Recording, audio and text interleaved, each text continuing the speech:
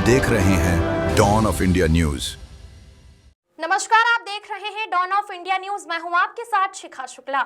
औद्योगिक नगरी वापी में वर्षों से चली आ रही ट्रैफिक समस्या को लेकर बड़ी राहत की खबर सामने आई है। राज्य के वित्त एवं शहरी विकास मंत्री कनुभाई देसाई ने शहर के पूर्व और पश्चिम हिस्से को जोड़ने वाले नवनिर्मित रेलवे अंडरपास का लोकार्पण किया। करोड़ों रुपए की लागत से तैयार यह अंडरपास शुरू होते ही शहरवासियों को जाम की समस्या से काफी हद तक राहत मिलने की उम्मीद है। गौरतलब है कि वापी शहर के मध्य से रेलवे लाइन गुजरने के कारण शहर दो भागों में विभाजित हो जाता है। अब तक एकमात्र ओवरब्रिज के माध्यम से ही आवागमन संभव था, लेकिन पिछले 3 वर्षों से पुराने ओवरब्रिज को तोड़कर नए ब्रिज का निर्माण कार्य जारी है।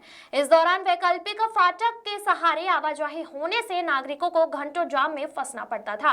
नए अंडरपास के शुरू होने से पूर्व और पश्चिम वापी के बीच आवागमन सुगम होगा तथा व्यापार, उद्योग और दैनिक जीवन से जुड़े कार्यों में तेजी आएगी।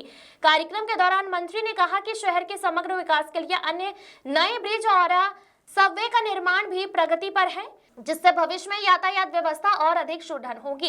इस अवसर पर लगभग 10 करोड़ रुपए की लागत से खरीदे गए 2 आधुनिक फायर टेंडरों का भी लोकार्पण किया गया है, जो हाई राइज इमारतों में आग जैसी आपात स्थितियों में उपयोगी साबित होगी।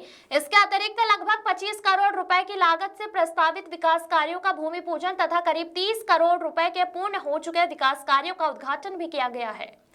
Bureau report. ट्रेड डील ने ટેરિફના લીધે જે બધા ઇશ્યુ થયા હતા એ બધા જ આ ટ્રેડ ડીલ પછી બધા મટી ગયા છે અને કાલે તો હજુ એક વધારે ખુશખબરી આવી છે કે યુએસના સુપ્રીમ કોર્ટે જેટલા પણ ટેરિફ લાગ્યા હતા એ બધા હટાડી દીધા, એટલે આપણા વાપીના કેમિકલ જેટલા ઉદ્યોગ છે ને બાકી ઉદ્યોગ છે એમને પણ બહુ રાહત મળવાની છે અને આ જ રીતે આપણે ઇન્ડસ્ટ્રીનો વિકાસ, આ વિસ્તારનો વિકાસ સારી રીતે અમારી કેન્દ્ર સરકારમાં સાંસદ તરીકે અને સાથે સાથે ગુજરાત રાજ્યમાં આપણા નાણામંત્રી કનુભાઈ દેસાઈ સાથે મળીને આપણા વાપી વિસ્તારનો વિકાસ કરીએ એ જ વાત સાથે મારી વાત અંત કરું છું। ધન્યવાદ। આટલો જૂનો પણ સૌથી કઈ જોશ જ ન હોય એવું નહીં ચાલે। આજે આપણા વાપી માટે બહુ ઐતિહાસિક દિવસ છે, એટલે એકદમ જોરથી આપણે કનુભાઈ દેસાઈ સાહેબને અને આપણા મુખ્યમંત્રી ભૂપેન્દ્ર પટેલ સાહેબને અને પ્રધાનમંત્રી મોદી સાહેબને ધન્યવાદ કહેવાનું છે। એટલે આપણો વાપીનો અવાજ અહીંયાથી દિલ્લી અને ગાંધીનગર લગીને જવો જોઈએ, એટલા જોરથી આપણે ભારત માતા की जय, माता की जय, भारत माता की जय, वंदे वंदे।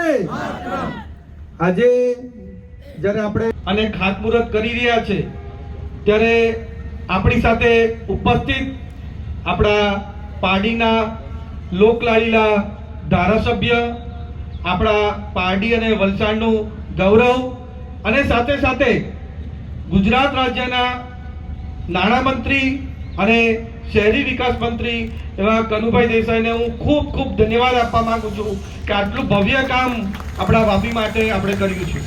સંગઠનના હોદ્દેદારો અને સામે ઉપસ્થિત દરેક લોકો, જેમ આપણા કમિશનરશ્રીએ વાત કરી કે 5 વર્ષ પહેલા સાંજે કે વીકેન્ડ પર જવા માટેના પણ નવા ઓપ્શન્સ ઊભા થઈ રહ્યા છે। આની સાથે જ વાપી ઇન્ડસ્ટ્રીયલ ટાઉન છે, ગ્રોથ પણ બહુ સારી છે, એટલે અમુક વાર આપણે જોઈએ છીએ કે ફાયરના એક્સિડન્ટ પણ થાય છે। આ જ કડીમાં ટર્ન ટેબલ લેડર અને ફોર્મ ટેન્ડર બંને મળ્યા છે, જેનું પણ આજે આપણે લોકાર્પણ થયું છે। તો વાપીમાં જે સ્પીડમાં આપણે વિકાસના કામો થઈ રહ્યા છે અને જેમાં ખાસ કરીને વાપી ઈસ્ટ અને વેસ્ટની જે મુખ્ય સમસ્યા એ સોલ્વ થવા જઈ રહી છે, શું કહેવું?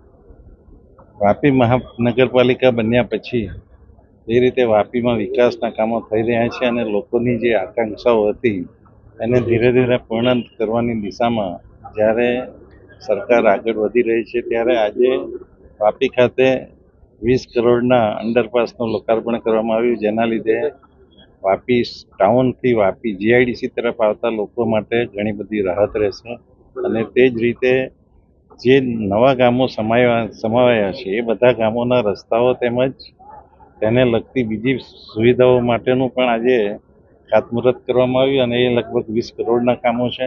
અને એની સાથે સાથે જ આજે જે આપણા ગ્રામ્ય વિસ્તાર જે નવા જોડાયા છે એના માટે પણ એક પ્રોજેક્ટ તૈયાર થયો છે અને એમાં પણ 200 કરોડના ખર્ચે ત્યાંની અંડરગ્રાઉન્ડ ભૂગર્ભ ડ્રેનેજ અને સાથે સાથે આ એસટીપીની પણ વ્યવસ્થા કરવામાં આવશે.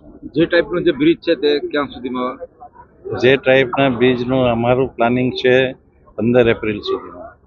અને બીજો એક અંડરપાસ બાકી છે એ બંને સાથે થવા જોઈએ. ઓકે, આ તો બધા પ્રયત્નો કરવામાં આવે પછી તમે એને अगर हमारी खबर पसंद आई हो तो हमारे चैनल को लाइक और शेयर जरूर करें। किसी भी तरह की न्यूज हम तक पहुंचाना हो तो हमारे दिए हुए कॉन्टेक्ट नंबर पर संपर्क करें। धन्यवाद।